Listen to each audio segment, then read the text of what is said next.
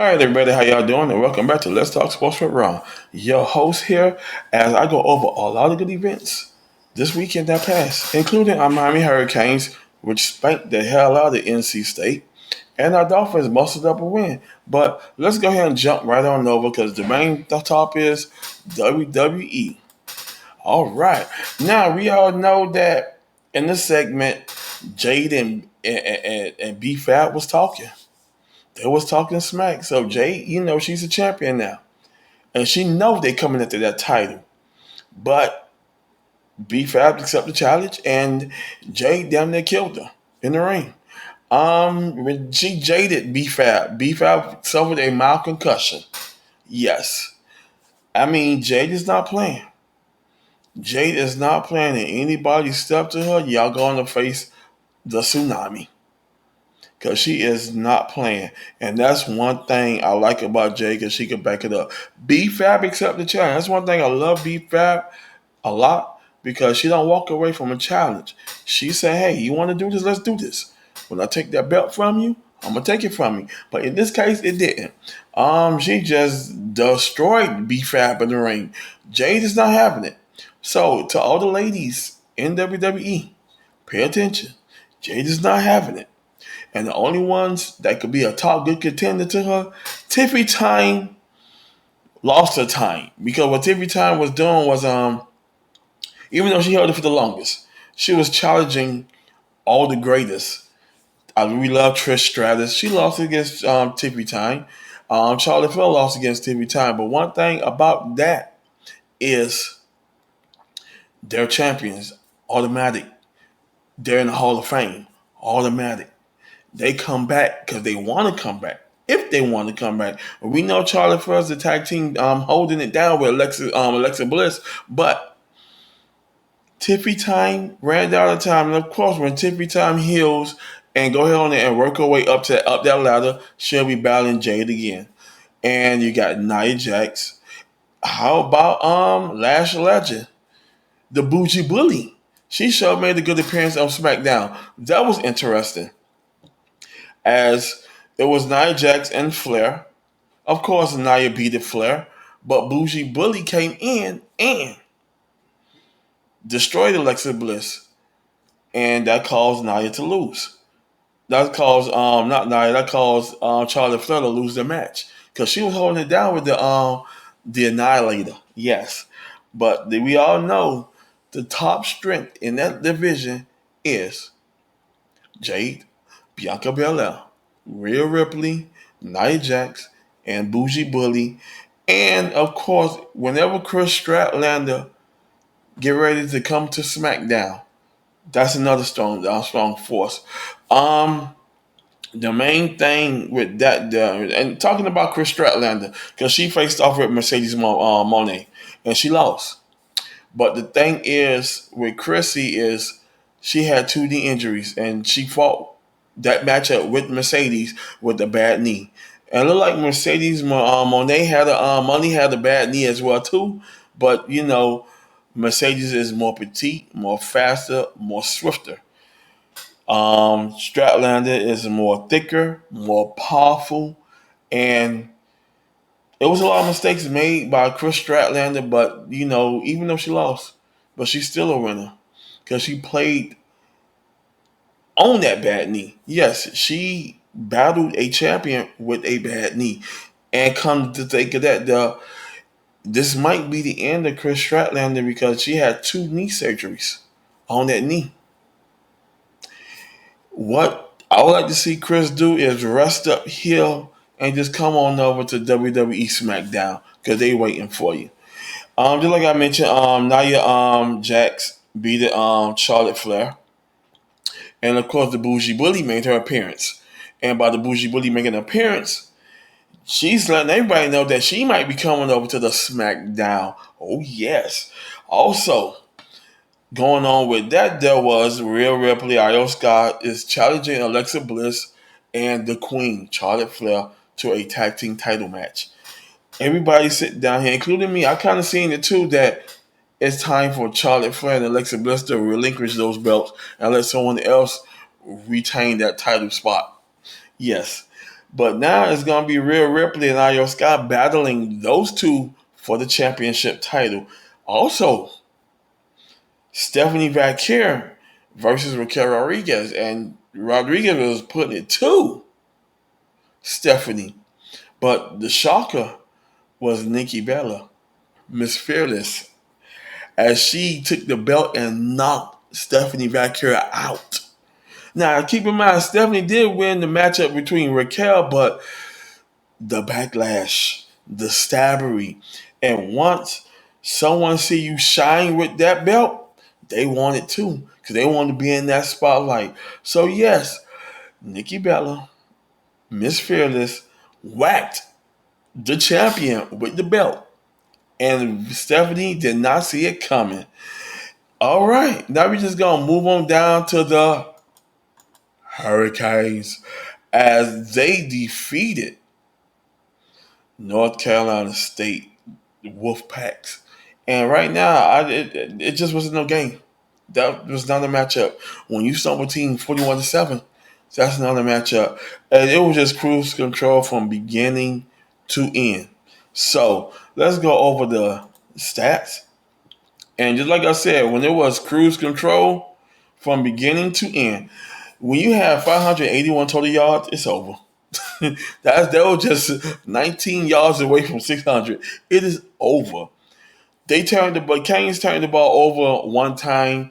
North Carolina State turned the ball over twice. But when you had 28 first down to their nines, penalties they need to work on. They had 8 penalties for 75 yards. Third down conversion was 5 of 10. Time of possession was all Hurricanes. 36 minutes and 43 to 23 minutes and 17. Now, just like I said, it was over from beginning to end. And when you have that much in total yards, it was done. I'm not going to go head on and read the stats because we all know the stats is the stats. And when you got Beck on fire for throwing 291 yards and 3 touchdowns, lights out. That's it. Lights out. Next up for the Hurricanes is Virginia Tech. It's Saturday at 12 o'clock, November 22nd. Yes. And can we continue that win going against them Hokies? Yes, the Virginia Tech Hokies, baby. And they ain't playing. So just like I said, the Canes took 2 losses. They are 8-2. If they win these last remaining games, they can be eligible for a bowl game. Right now, the number 1 and number 2 is locked up because the Canes sits at number 15. So they are eligible for a bowl game. Where they're going to play in the bowl game, we don't know, but I'll keep you posted on that. And finally, our Miami Dolphins. Yes, our Miami Dolphins spanked the Commanders 16-13. It was pretty neck and neck in the first and second quarter. Field goal, field goal, field goal, field goal. Then Commanders scored, making it 13-6. Then Dolphins scored, and then they went in OT. But here's the thing: what really pissed me off was the fourth down conversions, and especially at the goal line. Those fourth down conversions was 2 field goals. Our defense was playing good. Finally, our defense woke up and said, let's do this. We're doing something. Tua did okay. The running game's coming along. Tua did 14 for 20 for 171 yards, no touchdown. Devon Kane and Ollie Gordon, they ranking up. They carried the ball 31 times for 169 yards. Kane carried the most of it, who had 21 carries for 120 yards. But the thing here is coaching. And I did not understand why we was going for it on those 2 fourth down conversions. We could have kicked the field goal, but Coach Mike Daniels said, let's go for it. Let's see this. Turned the ball over. That was in the first quarter. Turned the ball over. Same thing Washington did, back and back. They kicked the field goal, got a good, decent field goal range. The only thing that really pissed me off, and the game could have been over with, was the 4th and goal. Y'all could have kicked the field goal. Defense was playing fine. Fine. And I'm surprised they got the interception of Marcus Mariota and pushed the ball down the field to kick the winning field goal. But really, That bad play calling and the offensive coordinators, y'all need to wake that shit up. Yes, I said the S word. Wake that shit and wake the fuck up because that was pitiful. I have not seen poor play calling on the offensive coordinator. Y'all playing conservative football. Y'all lost Tyreek Hill. Y'all took a man that stretched the field deep and y'all was putting him on curl routes. Injured himself. So now he's out and don't want to play for the Dolphins anymore. And to understand his frustration, his aggravation. And it's not because Tua can't throw the ball to you. It's not because of that. It's that the last game of preseason, we saw Tua running for his dear life when he had the starter offensive line and him working with it. That offensive line is not together yet. We need more draft picks, good talent. And I'm glad that Gary decided to call the coach because he was picking horrible talent. And by you picking horrible talent, it just make you think like, well, really, what was the purpose of you coming to work if you're just picking garbage? So that's basically it. They did good. First downs was all Commanders. Yeah, first down. Commanders had 22 first downs to the Miami Dolphins first down. Total yards was 379 yards on the Washington to 380. Yes, Marcus Mariota. It's good to see Buddy back into a uniform with a team. Daniel is out with that elbow injury. Nothing damaging, but he's out for the season. So he didn't have to have surgery, but he needs to keep his sore, his bruise, his everything. So the stance was ugly, and they had to snap that elbow back in place. So yes, everything looked pretty good. Penalties. Dolphins had 4 of 39 to Washington 6 for 31. Third down conversions, Washington had 6 for 13 to our Dolphins 3 for 9.